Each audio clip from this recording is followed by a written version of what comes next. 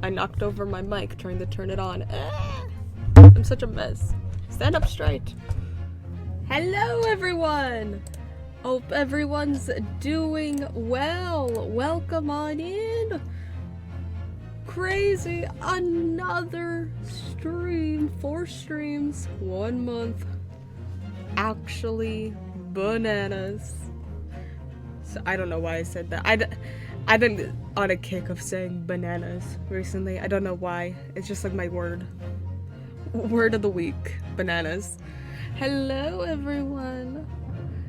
We didn't get to stream much last time. Only like 40 minutes because I had to go. But hopefully I can stream a little bit longer this time. Fingers crossed. We barely started episode 5. We're still on investigation part 1. We barely got out of Sholmes' house. But we're at the pawnbrokery now. The good thing about streaming consistency like this is I remember more. It doesn't take me that long to remember. Also, I wanted to check the court record real quick. Because we didn't check... Yeah. Still Susato, a judicial assistant, assistant sent to Britain on a study tour. She's the epitome of a refined Japanese lady and a huge help to me always. I feel like that part's new. I feel like that last sentence. I know it's always said she's the epitome of a refined Japanese lady, but I think the huge help, I think that's new. Correct me if I'm wrong. Herlock Sholmes, 34, the world's famous great detective, above whose lodgings Mrs. Zada and I rent our own office and rooms. Iris Wilson, 10, an extraordinary young girl who lives with Mr. Sholmes. She has a degree in medicine and is the author of a popular series of short stories published in a prominent magazine. Fun. And then we just have our armband. An armband I inherited from Kazuma. It identifies the wearer as a defense lawyer throughout the Empire of Japan. Very fun, very fun. Now let's see what shenanigans are happening at this pawnbrokery and what murders are afoot. Because we didn't have a murder last time. Technically, it was just a stabbing, very accidental, insane stabbing. So this is a British pawnbrokery. I can't speak today. Oh my! Oh my! I really can't speak today. What the heck? There are all sorts of tools and contraptions in here that I've never laid eyes on before. Ah, Suzato-san, and that spark of wonder in your eyes. You can't wait to scour the shelves, can you? I get the impression you enjoy places like this. They're cool. Oh yes. I don't know why, but seeing such a lot of things I don't understand is a real thrill for me. Cute. My dear fellows, let us not forget why we are here. Oh, Mr. Sholmes. We are calling on matters of business, not pleasure. And clearly Mr. Sholmes means business too, judging from the spark of fury in his eyes. Why was his all capitalized? In his eyes, no one else's eyes. Oh, Mr. Sholmes, sir. Welcome back. Did you hear that brazen welcome? Well, yes, we are potential customers after all. We are disgruntled customers, Mr. Naruhodo, and it's time to inform Mr. Windibank of our ire. Come, the fight is afoot. Hello, let me examine your whole shop first. Fine! Never mind! I won't examine the shop! What are you doing, my dear fellows? We are not here to browse for interesting careers. We have come to teach this broker a lesson. Oh, but there are just so many fascinating items. It looks as though we'll have to talk to Mr. Windibank first, before you can explore in here, Miss Suzato. Damn it. Fine. Hello, Mr. Windibank. Naturally, you recall this, which I retrieved from you some days ago. Yes. This second-rate fiddle is not my faithful instrument, Mr. Windibank. The color of the wood is different, it has holes in it, it's not even the same size. A wonderful summary of our observations, Mr. Sholmes. Yes. I'm so very sorry, sir. You definitely, sold the violin or something. We're gonna have to go on, a whole, chase to find it. How utterly unforgivable of me, and an inexcusable mistake for a pawnbroker. There is only one way to make amends.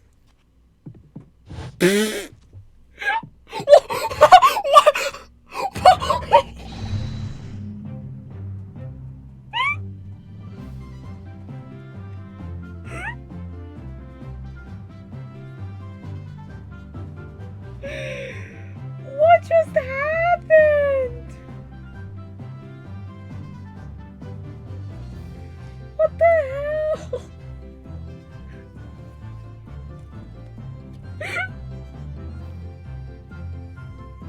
I have so many thoughts. At first I thought he was just running away.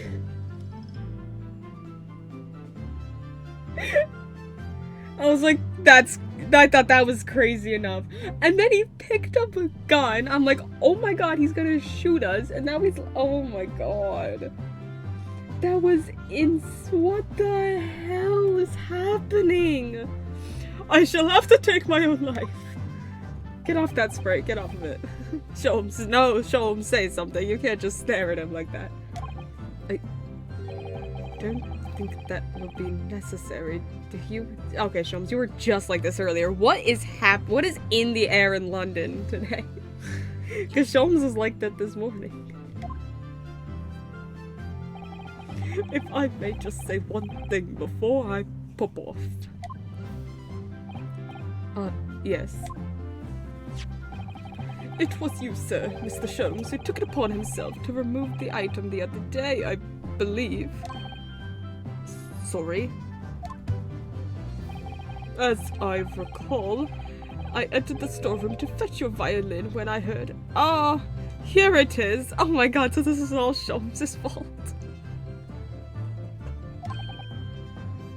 You did? And when I turned to controvert you, you had taken the viola and left, sir.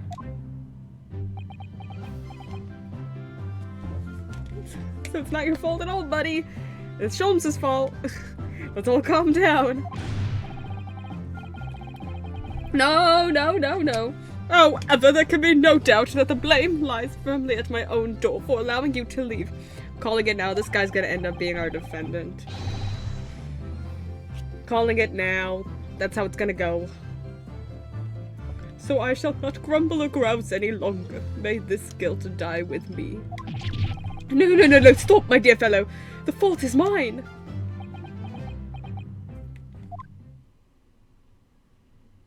Okay, we're calm, we're good. Whew. It would appear that the fight is over. Susanoo, you're way too calm. For all that insanity. I do humbly apologize, Mr. Winterbank. Evidently, my questionable disposition precipitated this tragedy. Well, you wouldn't be Mr. Sholmes without that questionable disposition now, would you? I do believe you may be right, sir. It's either laugh or cry, I suppose. You are, it must be said, one of my more challenging customers. I need to remind you of the peculiar collection of items you've brought through my door in the past. Oh, peculiar items? In the extreme, ma'am. For example, the unpublished manuscript of an eponymous work, the novels of Sherlock Sholmes or some such. Oh my. A new full-fledged novel? And unpublished? A story I've yet to read, you mean? Forgive me, but stop! Wait, before you die, you must tell me more! Susanoo. Girl! Oh my gosh. I must know more. Tell me everything. Wow, Susanoo-san is really fired up now. Is there really an unpublished story under this very roof? Well, one day the gentleman here brought in an old metal chest, you see. I should like to entrust this to your care for a while, Mr. Winterbank. For a chest like that, 1 shilling, sir, not a farthing more. It houses something of great value, very great value indeed. The latest manuscript recounting the adventures of one Mr. Sherlock Sholmes. I beg your pardon? A manuscript? You wish to deposit a manuscript? Indeed I do, for I'm confident it will be quite safe here. And that was that. As such, Mr. Sholmes' latest tale of otherworldly mystery lies dormant in my storeroom. Mr. Sholmes, is that really true? Do I sense that someone doesn't want to talk about this? I'll continue to pay your fee, do I not? Then kindly continue to store my belongings securely. Of course, sir, of course. They're safe and sound with me, I assure you, on my life, dude. This is all very strange. Oh. Oh. My joystick got stuck. I wonder, could I ask you something? Ah, a gentleman from the east, I see. Yes, that's sable suit. I suppose I could offer you 6 pence for it. Without wishing to offend, the tone is somewhat dull. Sorry? Ah, but you're splendid. But for your oh my gosh! But for your splendid attire, Mum, 5 guineas, no less. The colours are exquisite, the design exotic, Eastern artistry at its finest, may I say. Oh my, 5 guineas, you say? How interesting. Why do I feel as though I've suffered some sort of defeat here? Actually, I was hoping to ask you about your business. I've heard it said that pawnbrokers are used rather like banks here in London. Yes, sir, indeed. Many of my customers utilize the establishment as you describe. I appraise their items and offer them a proportionate loan and 2 months of secure stowage. If in that time they repay the original sum to me, plus the agreed interest, their items are happily returned. But what happens if they don't pay you the money? Then the items are offered for sale in my shop, as you can see on the shelves behind me. So you never sell items before the 2 months has passed, then? That's right, Mum, that's right. Which means some considerable responsibility rests on my shoulders. Should a customer's precious belongings be lost, the only recompense is for me to end it all. Okay. The very idea, Mr. Winterbank, is an absurdity.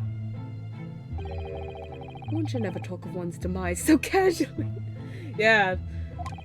Says the man who was telling us all it was a good day to die only this morning. And let us not forget that I have already helped you take measures to ensure such a tragedy never occurs. Oh, what sort of measures? I engineered a simple device which Mr. Winterbank has installed here in his shop. I call it the red-handed recorder. Ah, security cam. Is that not so, Mr. Winterbank? Huh. What was that deep sigh about?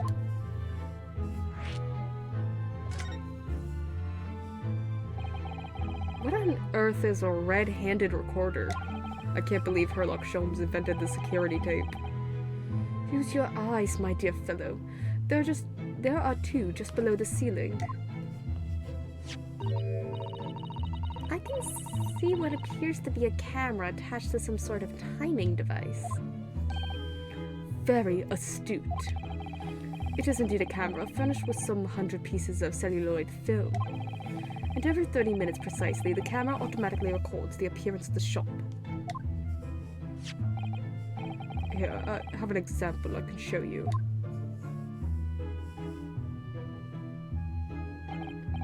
Ah yes, the print from the camera set to record the activity at the shop counter.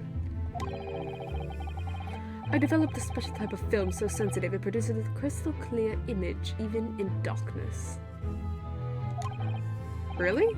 That's extraordinary. Yes, you can clearly see the counter and the door behind it. Look.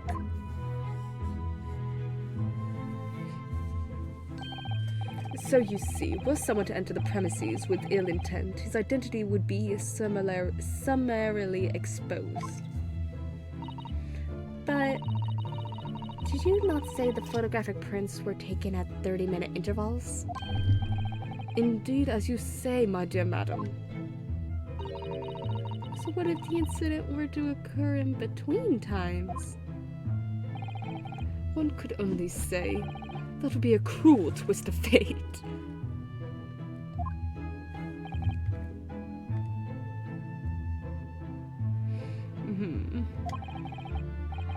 I must confess, your devices have been giving me some cause for distress as of late. I beg your pardon, Mr. Winterbank. Surely they are anything but distressing. Reassuring is the word. It's the cost of the film, sir. You most graciously placed not one but 2 cameras in my shop after all. Which means I must pay for nigh on 100 utterly useless prints every single day. I'm afraid the cost of the film will break me before I'm very much older.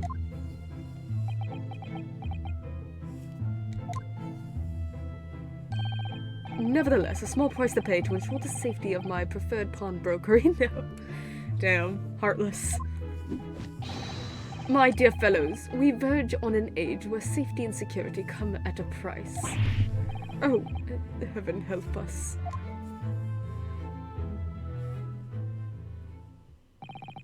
Now then, Mr. Sholmes, allow me to return your precious violin.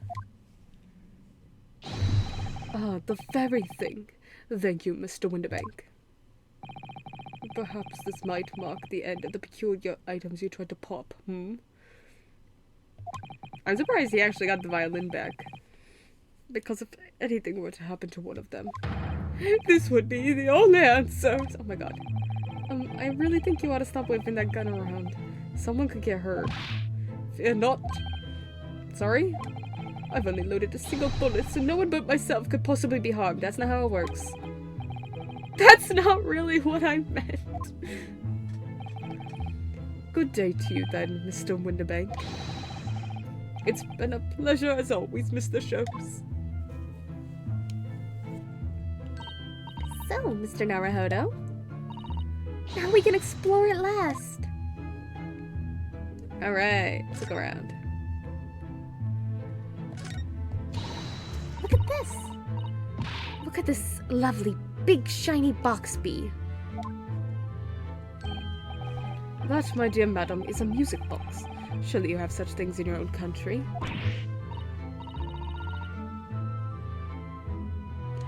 Oh my, yes, but I've certainly never seen one so large before. Shall we listen a while? Yes. Oh, pretty. Oh, what a sublime sound. It's like the music of angels. I've never heard anything like it before in my life.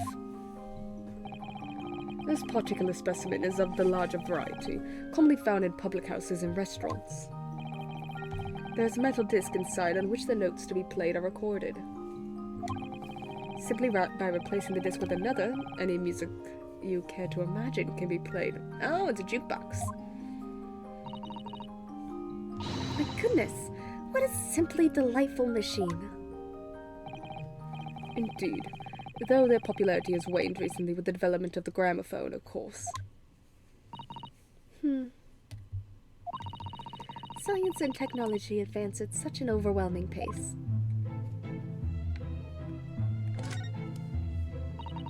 What an assortment of things there are in these shelves here. Crockery, footwear, clocks, and watches. Almost anything you care to imagine. Those are forfeited items offered for sale by the pawnbroker.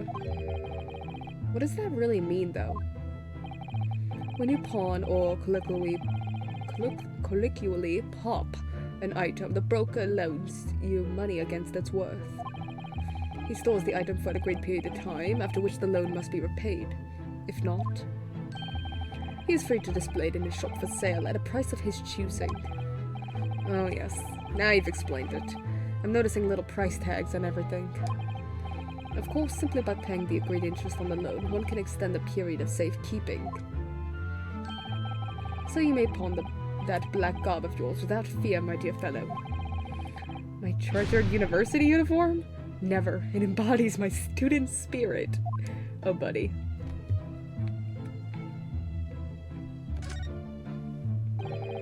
There seems to be a little door hidden behind that curtain there. That leads to the storage room, where Mr. Winterbank keeps articles that are currently in pawn. Ah, I see. There's nothing of particular interest inside. I certainly wouldn't recommend any loss in this activity. Recommend it or not, it's not something I tend to do. There is but one key, and Mr. Winterbank keeps it in his pocket at all times. Before he sleeps, he places it into a small pot, which he slides under his pillow. How on earth did you know about that, Mr. Sholmes? I am a detective, sir. It is my business to know what others do not. I am frequently assailed by information that I neither cared for nor wish to retain. Mr. Sholmes, you are a wonder. And the prime suspect if this pawnbroker is ever burgled.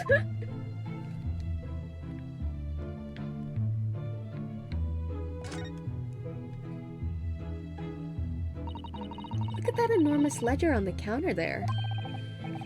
Mr. Winterbank is, if nothing else, very particular about recording the items he accepts. He'd have to be, otherwise he'd get himself in all sorts of trouble. Which might explain the thing that catches my eye far more than the ledger. The gun. This revolver here.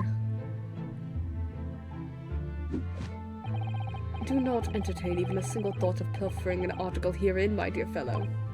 I assure you, Mr. Winterbank will not hesitate to draw that weapon with a speed belying his portly size. Oh, you don't mean he'd... Blow him. Jesus!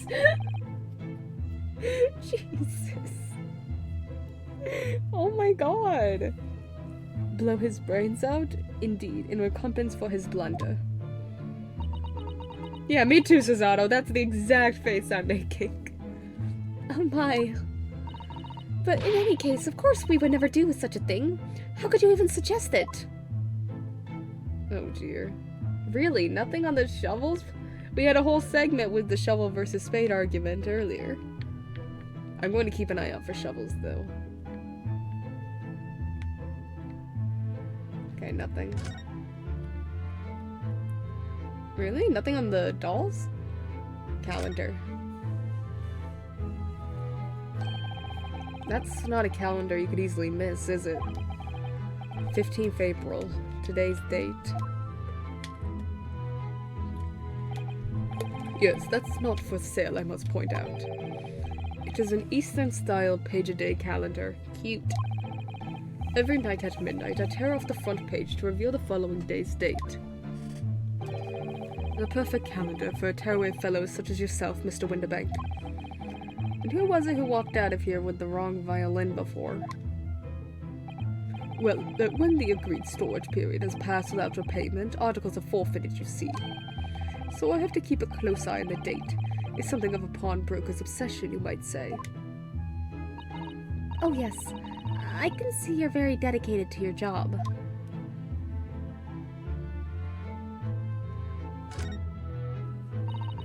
Now, what do you suppose this rather enormous machine does? It seems to have two little windows for looking through. Allow me to enlighten you, my dear fellows. What you are looking at is a stereoscope. A stereoscope? Fascinating. It is aptly named, I assure you. Look to the eyepieces and see for yourself. Oh, I should be delighted to. Excuse me a moment while I just have a look. Just before you do, there is something I should point out. My dear fellows, in order to see the image properly, stereoscopically, as it were, you'll need to be cross-eyed. What?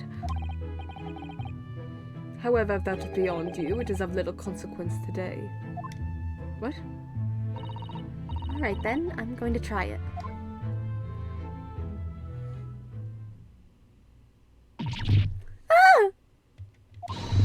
Mr. Naruhodo, you must see at once.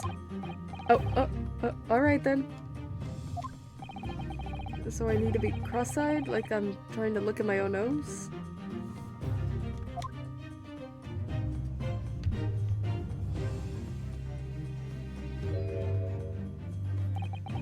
What the?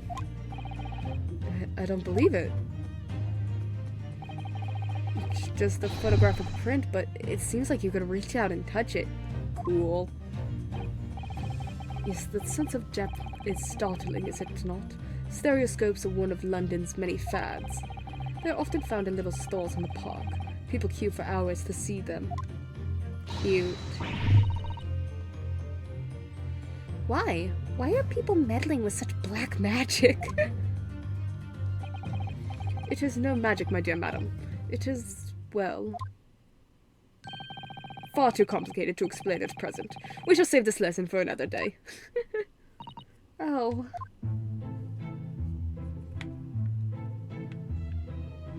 Have we gotten everything? Oh, no, this. Look at this. Whatever could it be used for? I have no idea. I'm sure Sholmes will tell us.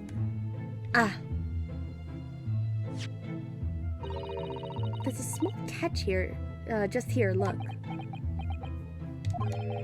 We're going to open it, aren't we? Oh my, that's amazing. It has some sort of spring-loaded mechanism. Which we'll never manage to put back to the way it was before. What are you two doing? What? Us? Nothing? No, nothing at all. Whatever this device is, it seems to have a pair of little windows to look through. I feel as though I've seen something rather similar to this elsewhere. What? Only tuppence for it? That ain't fair, you know it. I don't know who's speaking. The article is barely worth a penny. Oh, the article is barely worth a penny, miss. I cannot offer more. Sounds like there's an argument brewing over by the counter. Come on, that can't be right. Have you had a proper butcher's at it? I've seen all I need to see, young girl. Oh, it's her! Wait, don't we know? I'm sure I recognize her. When the hell did she get in? Oh yes, it's the young lady from Mr. McGilded's trial 2 months ago. Yes, I remember her. She was kind of... I was wondering if she was going to make a comeback. She seemed, like, very out of place to just be thrown out of nowhere into the trial. Her name is Gina Lestrade, my lord. I don't remember his voice. She's a chancer. Earns a crust among large crowds, relieving people of their purses. What's commonly called a pickpocket.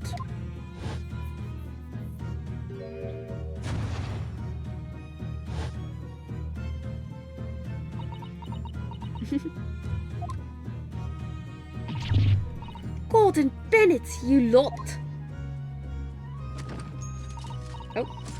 Hello, Miss Lestrade. I hope you've been well. Oh, she's gonna shoot us. What?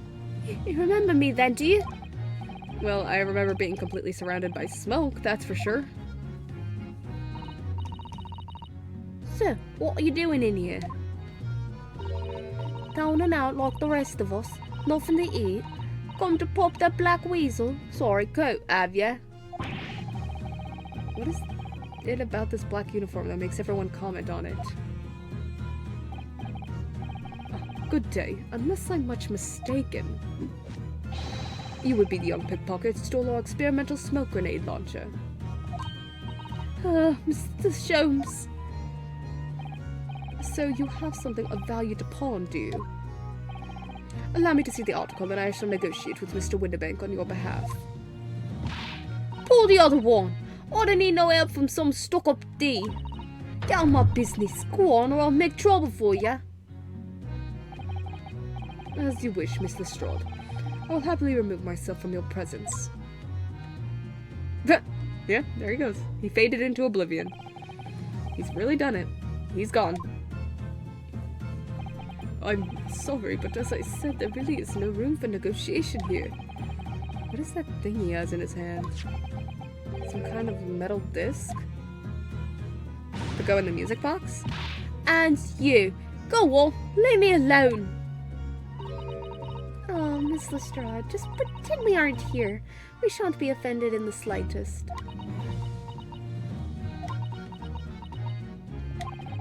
Cesaro-san can really stand her ground when she wants to. Whatever.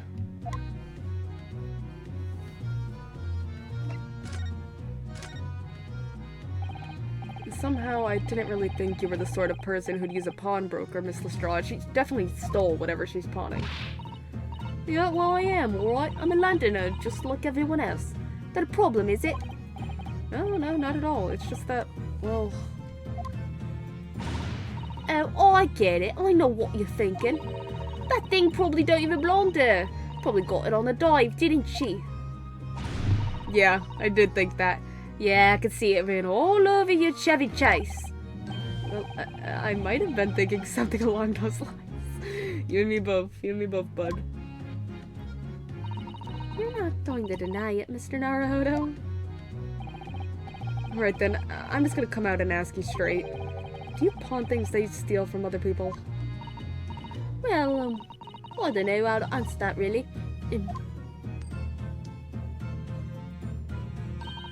Suppose, sometimes. You're not going to deny it either, Miss Lestrade. Susanna's like, why can't you guys just lie? But not this time, alright? I swear, that thing belongs to me. The disc that Mr. Winterbank is holding. Perhaps we should see what he has to say about all this. Okay.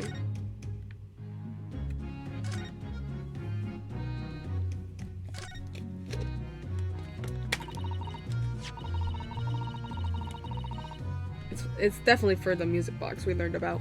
Mr. Winterbank, what exactly is this metal disc that Miss Lestrade has brought in? It seems to have hundreds of tiny little bumps on its surface. Oh, this is a music disc, you see, for use inside a music box. In a music box? What, you don't even know what a music box is? You Eastern Law ain't too savvy, eh? Hey, we just learned what a music box is. I know what a music box is, I've just never seen one of these discs before. The small protrusions of the metal disc encode the tune to be played by the music box. You simply insert the disc and set the machine going, and beautiful music plays. It's so incredible. Tell us, what tune is on this disc? Well, I'm afraid I couldn't tell you that. There are so many different types of music books, you see. British-made, German, Swiss. I have no way of knowing which particular machine this disc was made for. I see. And that's it in a nutshell. I wouldn't have any customers for an item like this, even if the young lady forfeited it. Really, I'm already offering more than I should at a penny. That's a pocket of lies. He told me he did. He said it was... well... He? Who? Never you mind. It just ain't right, that's all. That disc's worth good money, I know it is. Well then, you'll have to try and look at another pawnbroker's, won't you? Ugh.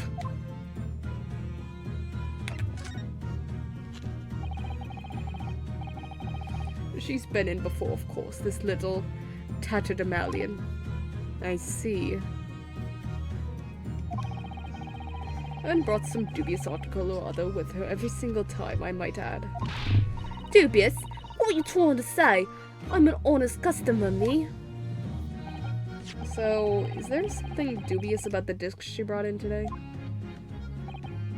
Well, if only it were that simple. Sorry? What do you mean?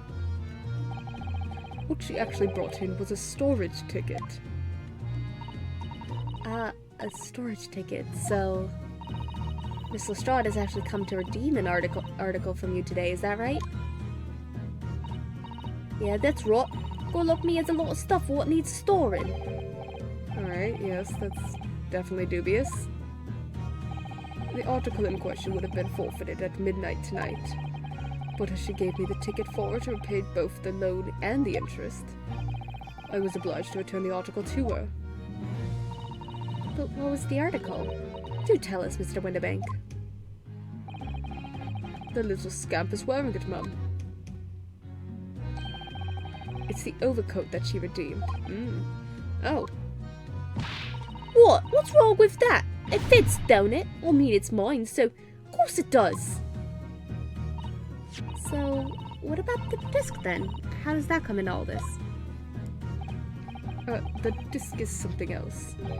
A new article to pawn if the girl and I can agree on a price.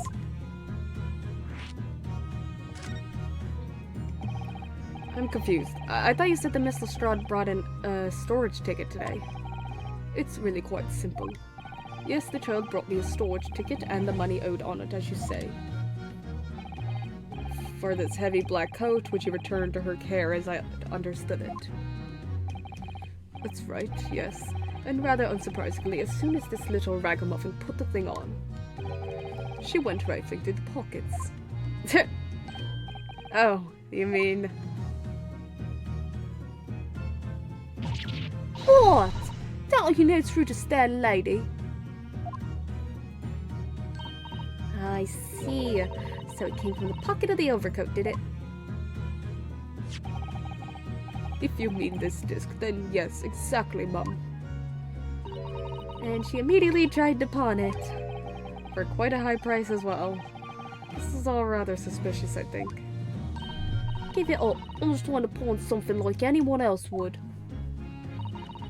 Miss Lestrade, may I ask who deposited the overcoat here in the first place? Well, me. It doesn't really appear to be your size. Me old man. It's me old man's, isn't it? Is it, Miss Lestrade? Yes, this is definitely all rather suspicious.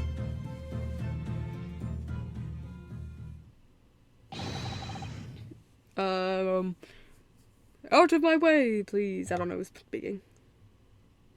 Oh, out of my way, please. Who's this picture postcard English gentleman? Ooh, fancy. Good day to you, ladies. Gentlemen. What's your problem, mate? Well, there is no problem as long as you remove yourself. I have a matter to discuss with the proprietor. And if you intend to make a problem of it, I shall see you outside, little girl, for the hiding you deserve. Oh my god. Look, that ain't obvious. I ain't done talking with him yet.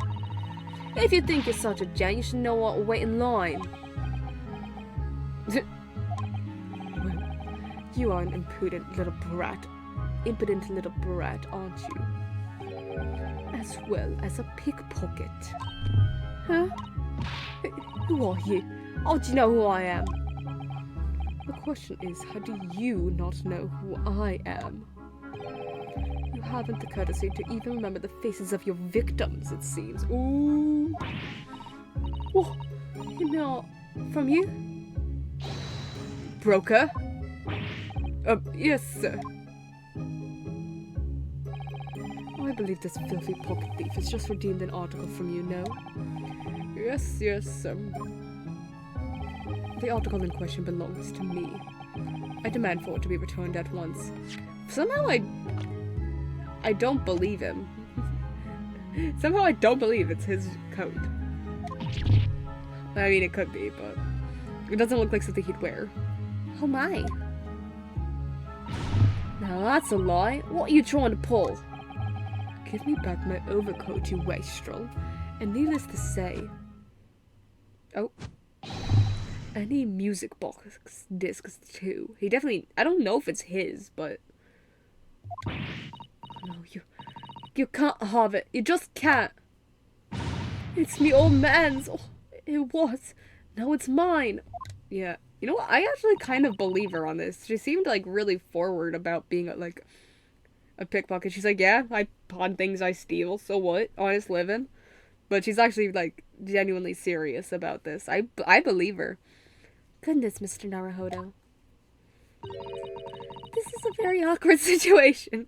Yeah, we don't need to be involved in this. Yes. I think perhaps we should hear both sides of the story in a little more detail. Do we? Do we?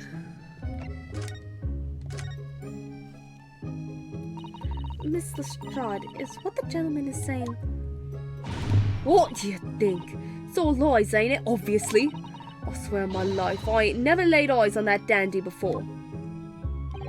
Let's hear it now, you little ragamuffin. You stole it, didn't you? That ticket you brought in here just now. No, I swear it. I swear to God. It was barely an hour ago. I was walking along the street, minding my own business, when this little gutterling ran into me. I knew at once what had happened. I've been robbed yet again, I thought to myself. Those wretched pickpockets. Yet again? Oh yes, as you can see, I am a man of impeccable style. This isn't the first time that I've been targeted by these back-slum scoundrels. Now then, relinquish my overcoat. Come along now, Miss Lestrade. Give the good gentleman his coat back. If you're going to cause trouble, I shall have no choice but to call the police. Oh, what's everyone thinking it's me? Just look at this dandy cove and you think I'm the dodgy one.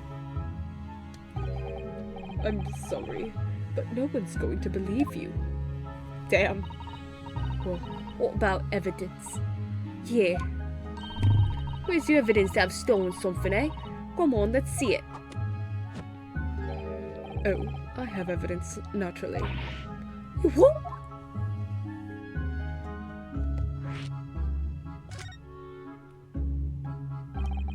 Evidence that the article Miss Lestrade redeemed actually belongs to this gentleman? Of course. We need only consult Mr. Winnebank's ledger to know the truth. We'd be able to look up the name of the person who deposited the article in the first place. Yes, brilliant. I'm very sorry, but I'm afraid that won't be possible. Oh. I never ask customers' names. That's a strict policy of mine. But why not? Well, now, as you can imagine, some of my customers have circumstances to consider. A great many of them prefer to maintain their anonymity. Yes, I see. But then how can you know if an article belongs to the person asking to redeem it? The tickets, I bet. Oh, it's quite simple. Good sir, might I trouble you for the watchword associated with the article in question? Of course, it's Professor. Yes, that's right. And all the evidence we need. This gentleman is the rightful owner of the article, without doubt. A watchword? Interesting.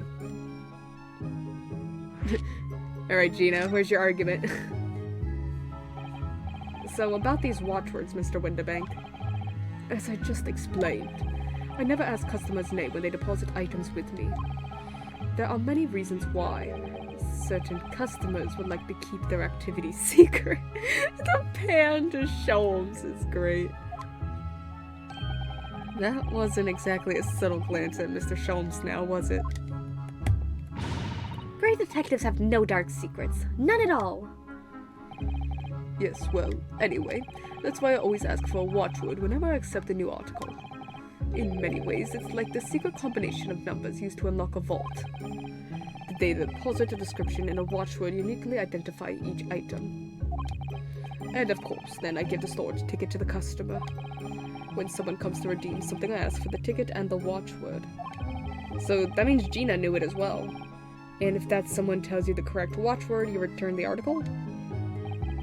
That's right, sir, yes. Just as soon as the requisite fee is paid. And I have supplied you with the information you require already. But for the avoidance of doubt, the article in question is an overcoat deposited 2 months ago on 15th of February. With a watchword of Professor. All perfectly correct information, sir. But how? Really, this is beyond a joke now. There's no further room for doubt. Oh.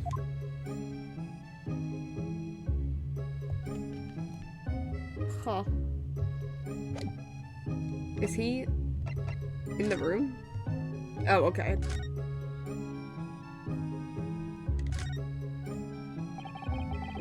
Excuse me, but who are you?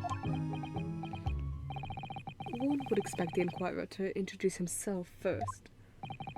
Though clearly you are not British, so perhaps our ways are foreign to you. Oh, sorry, yes. We're from the Empire of Japan. We're studying here. Oh, yes. Japan. I've heard talk of the place. Oh.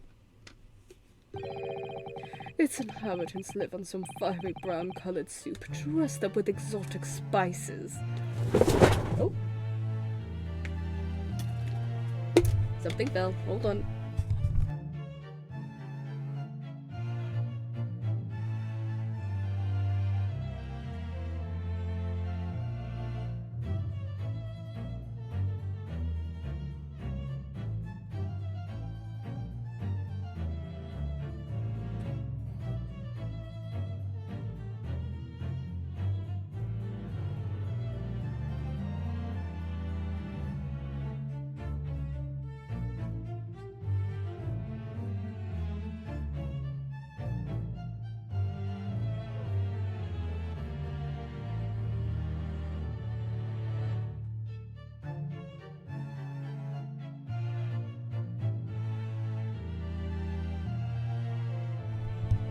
Alright, we're good now.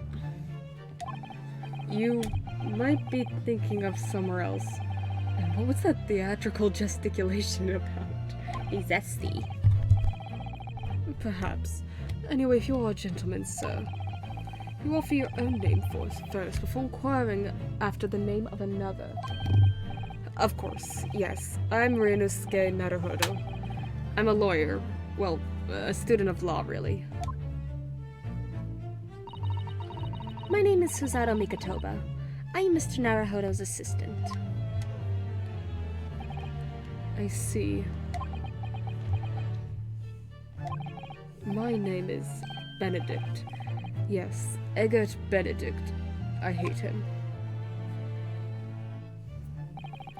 Enchanté. He's so refined in how he holds himself and how he speaks. Their name is suspicious, like he's lying. Eggert Benedict? Pop Windibank, 48, the proprietor of a pawnbrokery on Baker Street that is regularly patronized by Mr. Sholmes. He has a very great sense of responsibility to his clients. Gina Lestrade, 17, a young pickpocket who we first met during a trial 2 months ago. She and Iris have become firm friends since. Eggert Benedict, a young English gentleman with an aloof and high-handed manner. He appeared at Windibank's pawnbrokery accusing Gina of stealing his redemption ticket. Now to the matter at hand. My overcoat. Return it at once. To someone with the style to carry it off. Damn. I've been moving mics. Every breath he takes. I can't stand watching him. That's fair. I don't blame her. Oh, wow, you look so good. So, let that be an end to the matter. And thank you for your custom, Mr. Eggert Benedict, sir.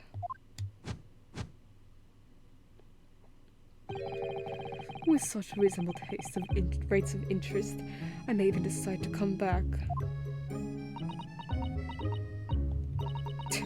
So are I grown-ups?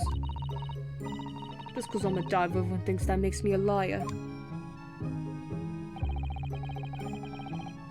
And the contents of the coat pockets, if you please, broker.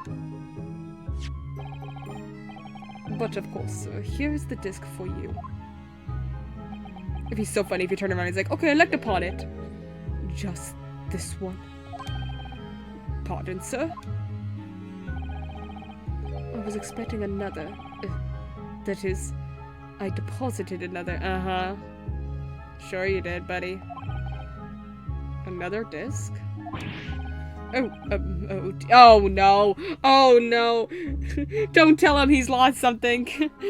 Don't do it. He's gonna go off the deep end again. I regret to inform you, sir, that's what was deposited with me was merely the overcoat. The disc happened to be in one of the pockets, but I was completely unaware of it until now.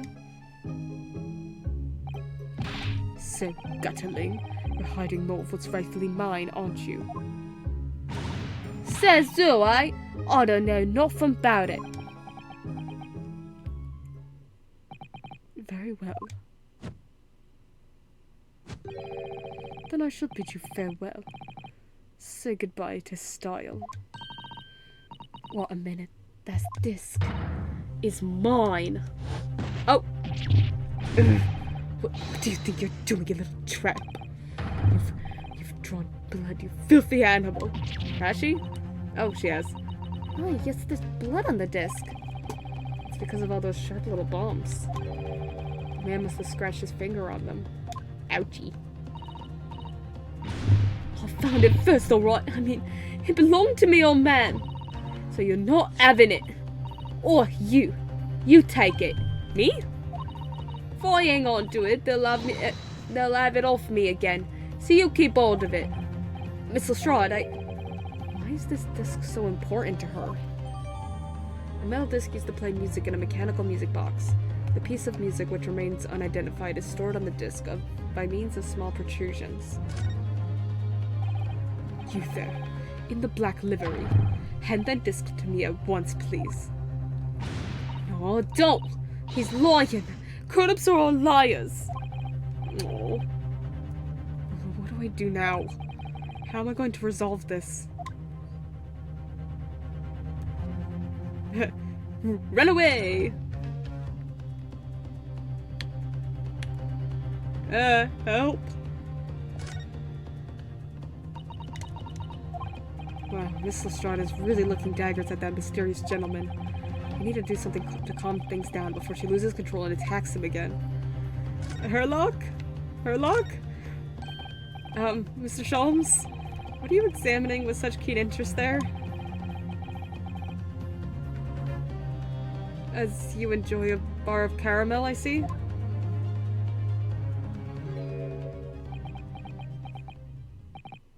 So, you found me at last, Mr. Naruhodo. Sorry? After that young pickpocket sent me on my way, I was forced to lurk in the shadows. Cruelly ostracized, as the rest of you partook in the jovial atmosphere of fellowship. Oh, buddy. I had nothing to occupy my mind, but was too ashamed to let society see what my downfall had done to me. So feigning mock interest, I pretended to examine the tedious trinkets in this desolate place. Whilst, as you shrewdly observed, gnawing on the only friend I have left, this 7% solution of caramel. Pray, do you claim to understand the depths of my despair, Mr. Naruhodo? But how could you? I was so lonely, so desperately lonely. Why on earth didn't you rejoin the conversation? Things have gone from bad to worse here, you know. Yes, I overheard much of your conversation. Or rather, in my craving for human contact, my ears devoured every word that was uttered. Oh my god. You really were sad, weren't you? Poor Mr. Sholmes. I feel simply awful for you. It would seem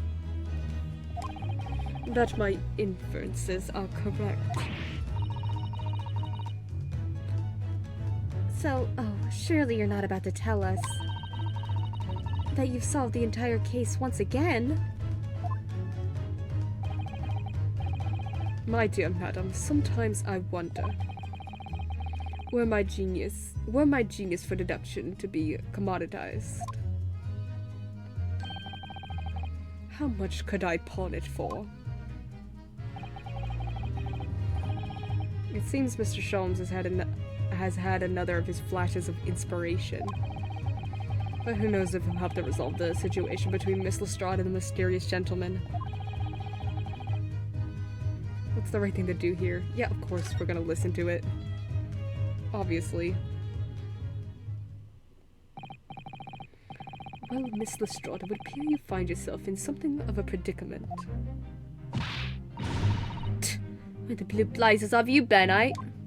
You told him to screw off. You told him to go. Pardon? When a lady's in trouble, true gent's supposed to be there to help. Straight away, not an hour later. Harsh. And who, pray tell, are you? It's the great detective Sherlock Sholmes, Mr. Eggert Benedict. You have, in my eyes, a veritably encyclopedic array of curiosities about your person. Nevertheless, there are two immovable conclusions I have drawn. I beg your pardon. The first is this. The true reason for your visit to this pawnbrokery today is something you have not yet revealed.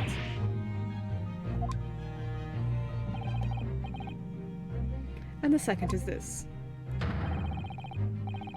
A considerable crime is in contemplation, one you will orchestrate with intent to steal a vast sum of money. Well, Mr. Benedict, what say you to my deductions? How? He's turned as white as a hard-boiled egg. We would see that once again, Mr. Sholmes has made a flawless deduction. Oh yeah, I'm sure it's flawless. It always is. Just who do you think you are, sir? Ah yes, as I hoped. That is precisely the pained expression I was looking for.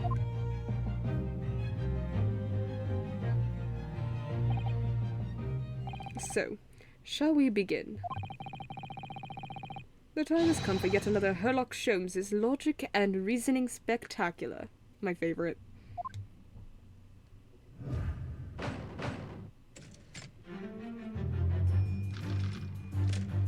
Topic 1. Mystery Man's Aim. First of all, we must ask ourselves on what business you ventured to this pawnbrokery today. You claim to have fallen this pickpocketeer, having had the redemption ticket stolen from you on the street. But that is most certainly a lie. The real truth is something quite different. As revealed by that which you hold in your hand. Yes, what brought you to the shop in the first place is the staff recruitment flyer. The piece of paper in your hand is a staff wanted advertisement from this very shop. Yet even the most unobservant would soon realize that a man of your appearance has no need of such employ. In other words, there's some ulterior motive for your actions. The cane, which you unwittingly collect to your person, exhibits an incontrovertible contradiction. But utter what? I've had this cane for years. Oh, the initials! The initials are not his. The contradiction of which I speak is, of course, the missing Pharaoh. No, okay, it's the initials. I got that one. The end of any walking cane would be terminated with a metal ferrule to protect the wooden tip. And your detailed analysis shows the wooden tip of this stick to be utterly bare. So close. Therefore, there's only one conclusion. The rod that you hold in your hand, which appears to be a walking cane, is in fact no cane at all. Oh. You recoil, sir. Is something wrong?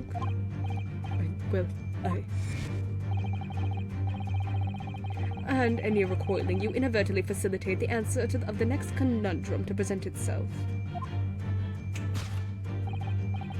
Namely, what is the truth behind this rod you bear?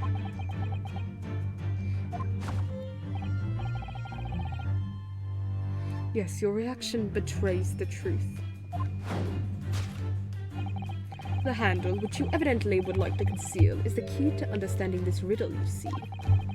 From the moment I saw it, my suspicions were aroused. What walking cane demands such a stout handle? Mused I. But of course, as I said, this is no walking cane. No, that rod. A shovel? Is the broken handle of a shovel. Are you insane? And now, having determined this undeniable truth, the conclusion is clear. Your true motive for coming here was to get a new shovel? Was to take employment at this establishment in order to excavate the ground beneath the premises. That's crazy. What a calculated crime you have conceived, sir. A wickedly calculated crime.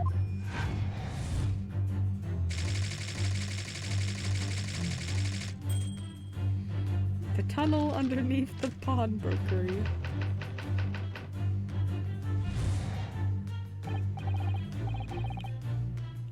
Now, Mr. Benedict, let us continue.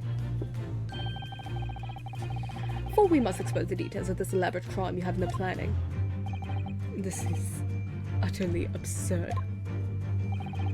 You suggest that I, a gentleman, intend to excavate the ground beneath this pawnbrokery with a broken shovel. What on earth do you propose I could expect to find there? Some long-forgotten treasure, I suppose. Save for such a fanciful theory, what possible reason could I have to do as you say?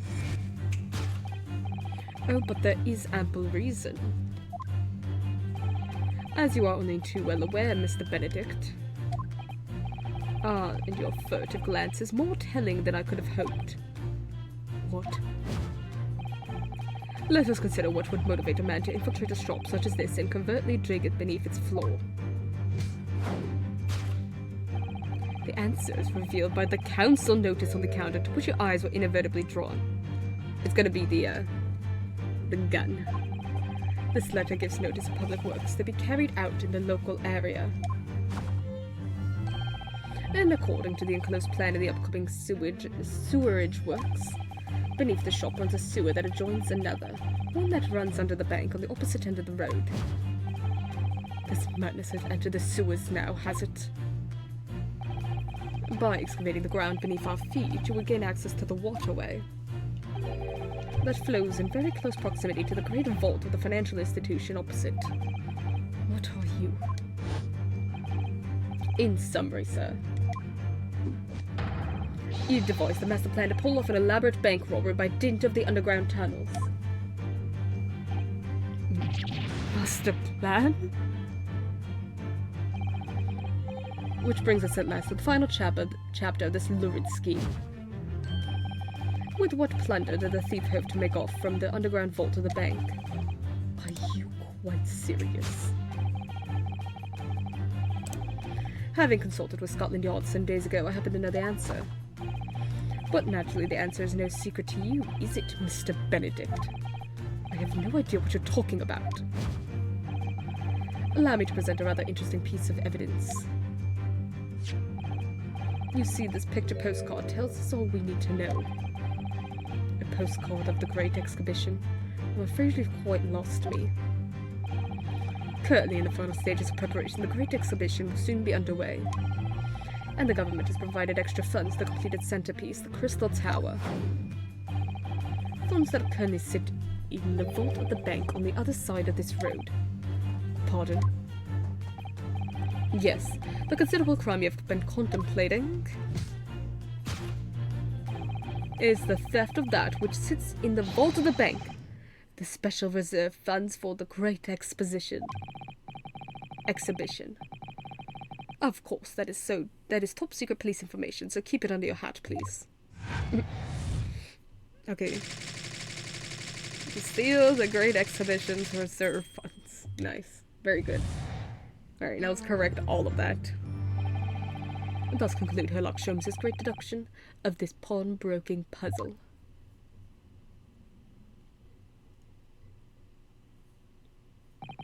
Mr. Sholmes? Well, Mr. Naruhodo. An impressively upbeat deduction for Detective Ratcliffe's loneliness, would you not agree? Was it true what you said about the bank over the road and what it has in its vault?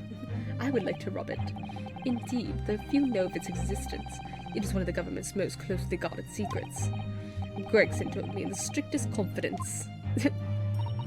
But you just announced it to everyone here, rather loudly, in fact. Ah. No, don't tell him that. He's going to become depressed again. And if it's such a big secret, How would Mr. Benedict have come to find out about it? There can be but one explanation for that. Clearly, it is because the man is a criminal. Yes, of course. But what if he didn't know anything about the money in the vault? If he is a criminal, as you said, then buying a brand new shovel is sure to be the first thing he does now that you've revealed the secret. Oh. Or if he doesn't, maybe Mr. Windibank will. He already has plenty of shovels here, after all. On my life, I assure you I'm not so unscrupulous. Well, hopefully this has taught you a valuable lesson. Sensitive information must be handled with the utmost of care. One can never be sure that someone privy to secrets won't disclose them, and once the word is out, it's out. Perhaps I'll think twice before confiding in you next time, Mr. Sholmes. An excellent idea, Mr. Naruhodo. An excellent idea. Well then, Mr. Naruhodo, you know what to do, I'm sure.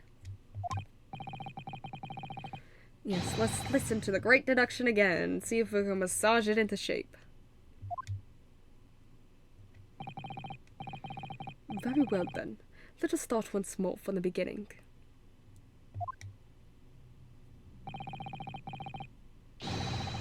Of Herlock Sholmes' magnificent logic and reasoning spectacular.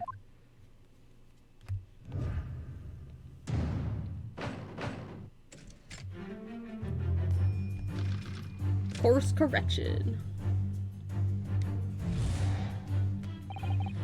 First of all, we must ask ourselves on what business you ventured into this pawnbrokery today.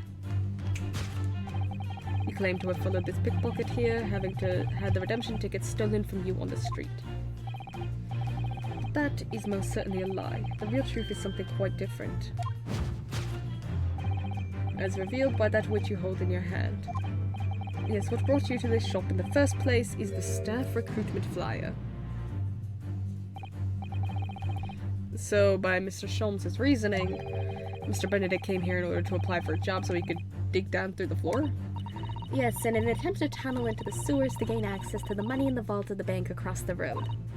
But you wouldn't get very far with a broken shovel, would he? No, I think it's fair to say his motives lie elsewhere. The question is where?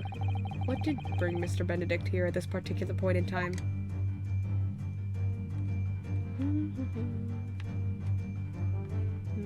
Cane? Scribbled writing! Is that Gina? Oh. Look at all the scribbled notes on the back of the flyer here. I don't believe it. What is it? Listen to what it says. Name Gina Lestrade, height 5'2", green cap, scruffy waistcoat, grubby white shirt, blue satchel, ragged. It's a detailed description of Miss Lestrade. Goodness, he's given a sketch of her, hat and all. Although if he showed it to her, she'd fire that smoke grenade launcher in his face for sure. And look, the details of the shop have been written down here too. Windibank's Pawnbrokery, Baker Street, redemption deadline 15th April, which is today's date. Why would Mr. Benedict have all that information scrawled on the back of that piece of paper? Info about Miss Lestrade. Take that! Got you. Yes, what brought you to this shop in the first place is the info about Miss Lestrade. Quite so, my dear fellow. It would appear that the writing and sketch on the reverse of the flyer pertain to the pickpocket, Miss Lestrade, and to Mr. Windibank's pawnbrokery here. Huh. You originally told us that you had merely given chase after Miss Lestrade stole the redemption ticket from you. But that, sir, is a thinly veiled lie. It is the information on the back of the flyer that led you here today, by which I mean here to Windibank's pawnbrokery, and today, the redemption deadline of that overcoat. So you waited outside for the young girls matching the description you have written down to arrive. And you have gone to some lengths to hide the reason for your pursuit of Miss Lestrade. In other words, there is some ulterior motive for your actions. The cane, which you unwittingly clutched to your person, exhibits An incontrovertible contradiction. What utter rot. I've had this cane for years. The contradiction of which I speak is of course the missing ferrule. Nope. What's a ferrule? I don't even know how to pronounce it. It's the metal cap commonly found on the end of a cane, Mr. Naruhodo. Yeah, he does explain that. He did explain it. The bit that makes the nice clacking sound on the pavement. Yes, exactly, and Mr. Sholmes is right. It appears to be missing on this cane. But it doesn't actually look broken, does it? No, it doesn't, though the gentleman certainly did recoil when Mr. Sholmes identified the cane as suspicious. In other words, there's some secret about the cane that Mr. Benedict would rather we don't know.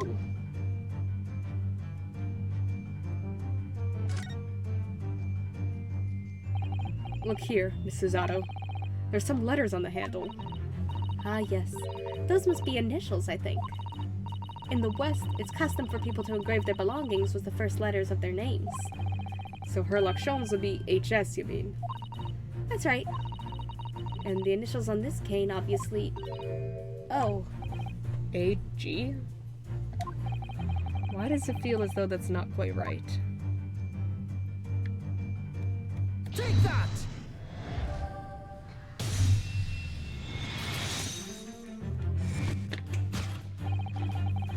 The contradiction, of course, of which I speak is, of course, the initialing.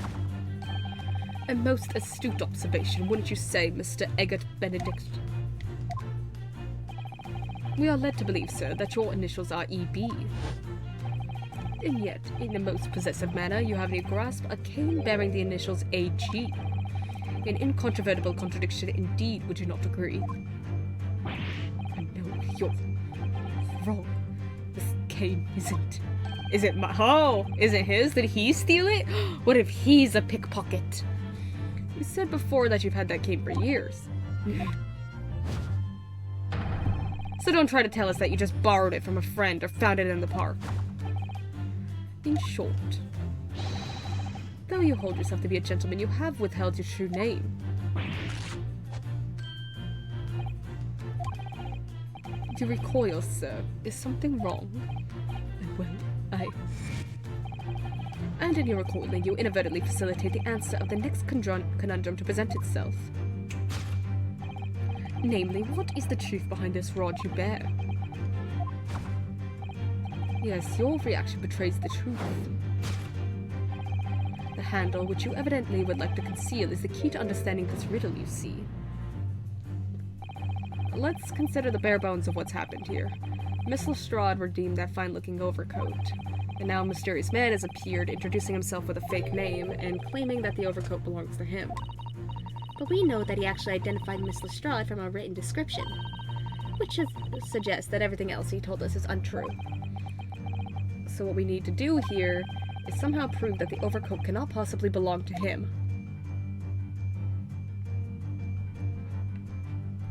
There's a rip in it. Oh, the seam on the shoulder there is coming apart, look. So it is. Do you know a moment ago when Mr. Benedict was surprised by something that was said? I thought I heard him make a rather strange noise. It sounded a bit like a tiny growl. But now I think it's probably the sound of the seam ripping open. If you look closely, it does seem to be a very tight fit. It doesn't fit him. Damn, who is this handsome guy? The sleeves are stretched to bursting, and he wouldn't have a hope of fastening it at the front. If he were to run around in it, I'm sure the whole thing would fall apart. That I'd like to see. Sorry? How can we make Mr. Benedict run around? She's really giving this some thought. Take that!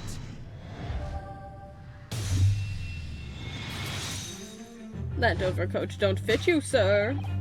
The split seam, which you evidently would like to conceal, is the key to understanding this riddle, you see. Yes, because the overcoat was rather obviously a poor fit. Having forced it over your broad shoulders, the seam is already breaking apart. My suspicions were aroused from the outset. When you so baldly lied about your name and so boldly waylaid this pickpocket. Ugh. The catalogue of our troops has all been for one very specific purpose. To steal the article that the young girl redeemed from Mr. Winderbank. Got it. Oops.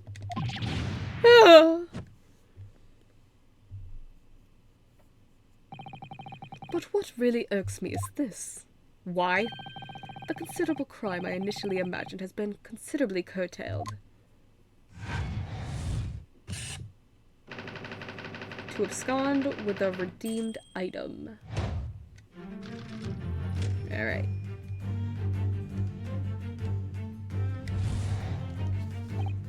Now, Mr. Benedict, let us continue.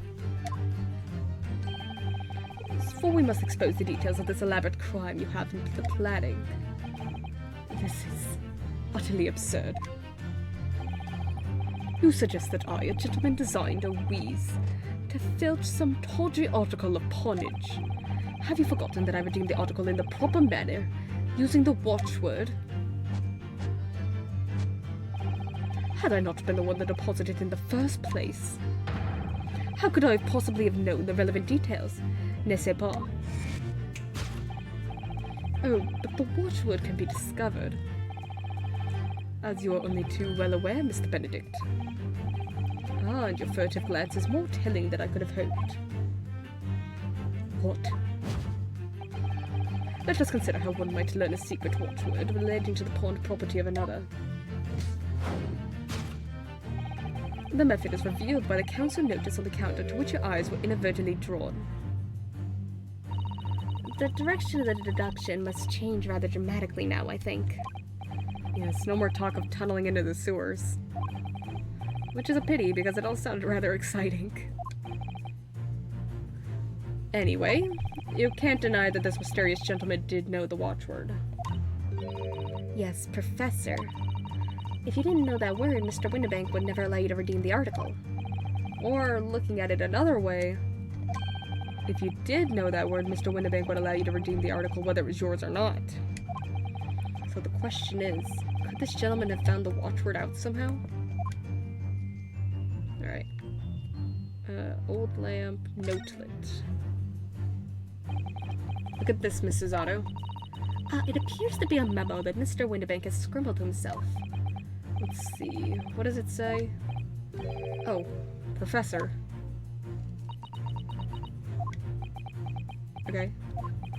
Mr. Winderbank must make a note of the watchwords his customers give him right before their eyes. In an alarmingly clear script as well. Oh dear, I don't know where to look. Who knows what other secrets I might see? That's it.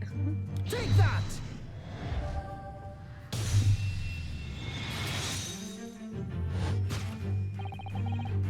The method is revealed by the note lid on the counter to which your eyes were inadvertently drawn. Yes, the broker here follows the same procedure whenever a customer comes to redeem an article. He asks the customer for the watchword and notes down the response uttered on a note lid he has to hand. Then he consults his ledger and confirms whether or not the watchword matches that of the article in question. I would expect nothing less of a diligent pawnbroker. But his diligence clearly has its disadvantages. What are you talking about? It is increasingly apparent that you were present in this shop before your accusation against Miss Lestrade. In all likelihood, you followed her inside and then observed her talking to Mr. Winderbank. When the diligent broker made a note of the watchword, as is his common practice, you observed him writing the word Professor on the notelet beside the ledger.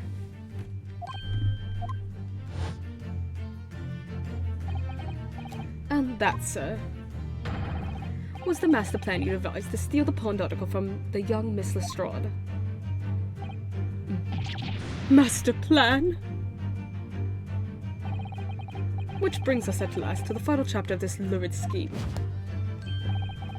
Why would you go to such lengths to redeem that particular article from this pawnbroker?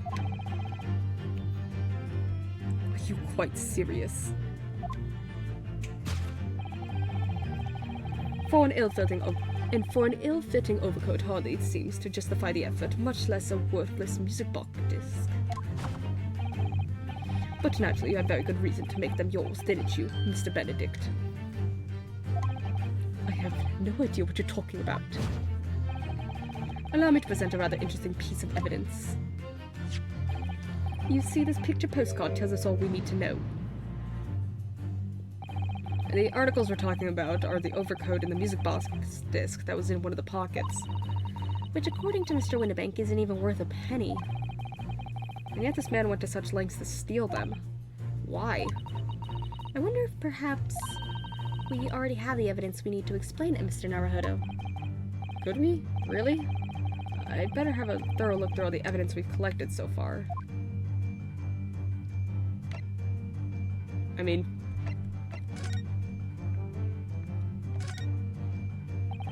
look at all the little bumps on the disc. They're so tiny.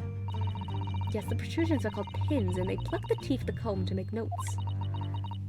And just on the edge, there's a small amount of blood. Yes, the blood on the mysterious Mr. Egbert Benedict. When Miss Lestrade tried to grab the discs from him, the pin scratched his fingers, it seemed. Like when you're grating some daikon radish and accidentally catch your finger. Ouch. Just thinking about it hurts. It puts me off eating radish. Oh! What's that? Does that say McGilded? For McGilded? Oh, there's a little scrap of paper stuck onto the reverse side of the disc, look. And a scribbled word or two. It looks like somebody's name. For McGilded. McGilded? It couldn't be. But it is, Mr. Naruhodo. A name I shall never forget for as long as I live. But why?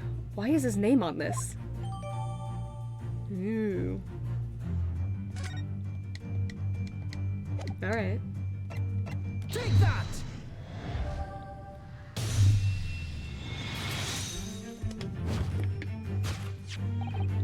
You see, this music box...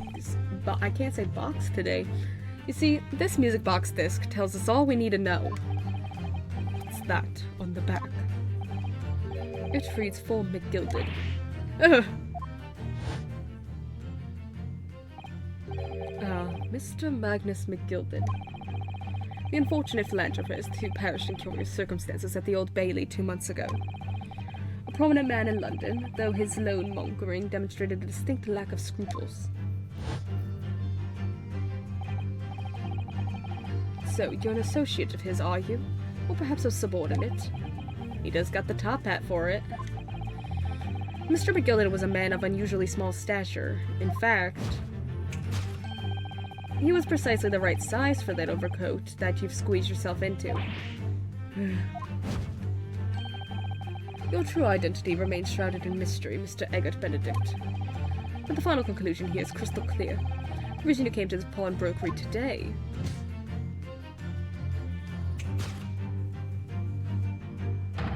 was to retrieve an article left behind by the late Magnus McGilded.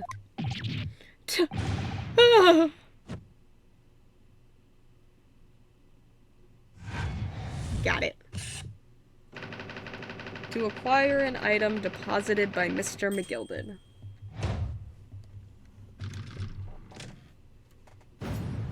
Deduction complete. Elementary. Yay!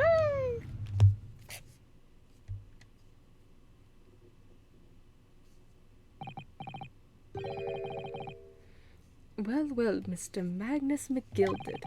Not a name I expected to hear in these circumstances. It's all coming together.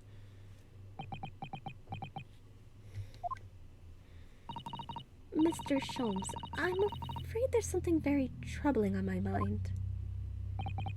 Pray tell, Mrs. Otto. Well, according to what Mr. Winnebank told us earlier, today was the final day on which the coat could have been redeemed, was it not? Yes, Mum, that is correct. Today would be precisely 2 months since it was first deposited. Well, today is 15th April, so 2 months ago today, 15th February, would have been 15th February, sir. That's right. It's all carefully recorded in my ledger. Deposited at 10:30 p.m. I see. What? But that suggests. Yes, 15th February is precisely the day on which the omnibus murder took place. Oh. That's interesting. And 10:30 in the evening is precisely the time at which the terrible events were unfolding. Weird. Suggestive is not the word. It would seem the matter is entirely beyond coincidence.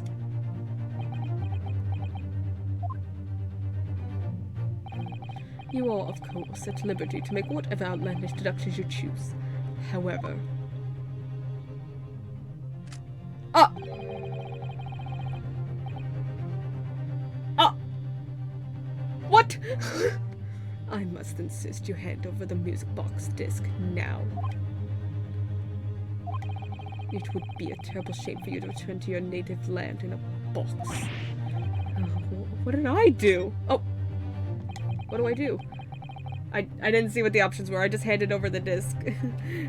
Uh-oh. He could shoot me at any moment. I hate to give in, but what other choice do I really have here? Hey, I was gonna say, Mr. Windibank's got a gun! Mr. Windibank. This is my shop. I can't allow any harm to come to my customers. If that were to happen, I'm glad that things seem to be going well, because I totally did not read what the two options were. I accidentally skipped through them. I should have to take my own life. No, no, no, no, stop it! You were being so helpful for a second. Mr. Windibank, no! Alright, that's enough. Alright, that's enough. Oh, hey! Inspector Gregson! Inspector? It's alright, sunshine. The alarm was raised on one of our dedicated emergency lines. So we got here as fast as we could. Now, what's all this about, eh? Oh, praise be, you're here at last. I was moments away from forfeiting my own life in my very own establishment, dude. Dude.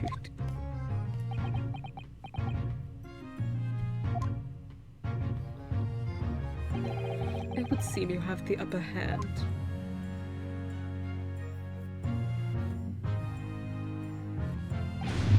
Why, you lot have some explaining to do.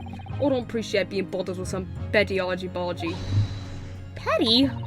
Mr. Windibank fairly nearly met with his end. Yeah, by his own gun as far as I can tell. Did you not see the other guy holding a gun? Oh dear.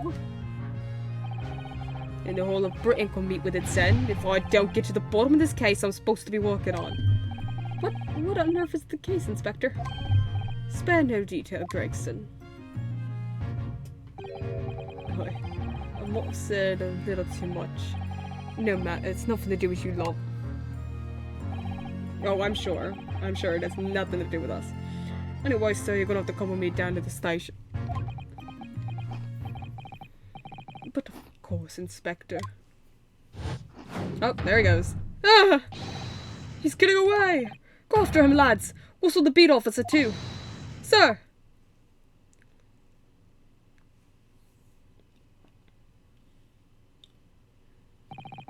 There's been a spate of thefts at pawn shops around here recently, so we fitted emergency buttons underneath the counters for brokers to let us know when there's trouble. Oh, Inspector, I was very worried there for a while. Very worried indeed. Now then, Mr. Permanently in mourning. Oh, yes? I'll be taking that whatever it is of McGildy's down to the yard. Thank you very much. Hand it over. Oh, yes, of course. Oh, don't give it to him. It's mine, that is mine. I'm sorry, miss. But anything belonging to McGildy has to be taken in as evidence now. As evidence? If the police demand something as evidence, my dear fellow, we have no choice but to capitulate. Blah, blah, blah. It's all yours, Inspector.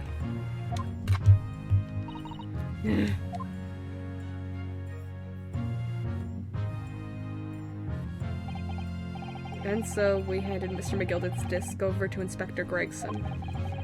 And were summarily turfed out of the shop and onto the street.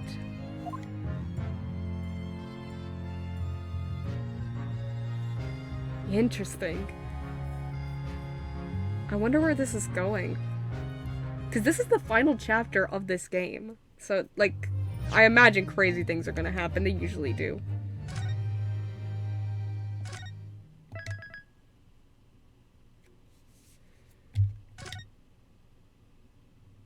The Adventure of the Unspeakable Story.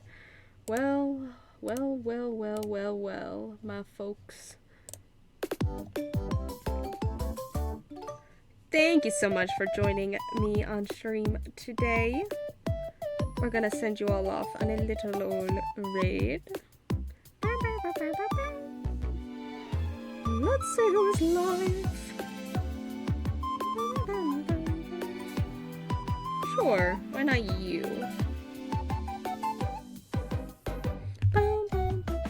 It's been fun. I'll be back again soon. Not sure when. Maybe Monday? Not this weekend. Very busy this weekend. But yeah, thank you all for joining me. Make sure to join up on the raid. We're gonna send some love over to somebody else streaming Great Ace Attorney Chronicles. Yeah, I'll catch you guys very soon. Sending you off in 5, 4, 3, 2, 1. Bye bye.